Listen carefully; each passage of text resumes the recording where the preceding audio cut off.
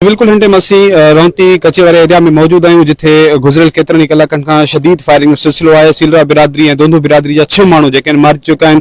वॾी तादाद में हिन टाइम पुलिस जा जेके जवान आहिनि, रेंजर्स जा जवान आहिनि, DIG Sukkur, SSP Sukkur, SSP Ghotki हिते मौजूद आहे। इहो ज़रियनि पारां ॿुधायो पियो वञे त उन्ही कोर्ट जे अंदरि केतिरी जेके आहिनि उहे पुलिस जे कब्ज़े हेठि आहिनि। पुलिस चारों तरफ़ उन्हनि जे अंदरि जेको आहे उहा पेठल आहे। अव्हांखे ॿुधाईंदा हलूं त इन ऑपरेशन में डीआईजी सखर पारां जेका आहे उहा ॿुधायो वियो त दर्जने जेके एपीसी मशीनूं ऐं पुलिस जा जेके जवान आहिनि, रेंजर्स जा जवान आहिनि, उहे हिते मौजूद आहिनि। ऐं हीअ जेके फायरिंग जो सिलसिलो आहे गुज़िरियल केतिरनि कलाकनि खां जारी आहे। हिन टाइम असीं उन्ही पॉइंट तां मौजूद आहियूं जिथे ही मेन रस्तो आहे ऐं कचे तरफ़ वेंदो आहे। साम्हूं डीआईजी सखर, एसएसपी सखर बि मौजूद आहिनि ऐं उन खां बाद में पंहिंजो घोटकी पुलिस जा जवान बि हिते आहिनि, एसएसपी घोटकी बि आहे। शदीद फायरिंग जो सिलसिलो जारी आहे ऐं गोलियुनि जी जेका उहे गोलियूं आहिनि उहे हिन टाइम जेके आहिनि हिन तरफ़ बि किरनि पियूं। शदीद जेको आहे जानी नुक़सान जो ख़तरो आहे।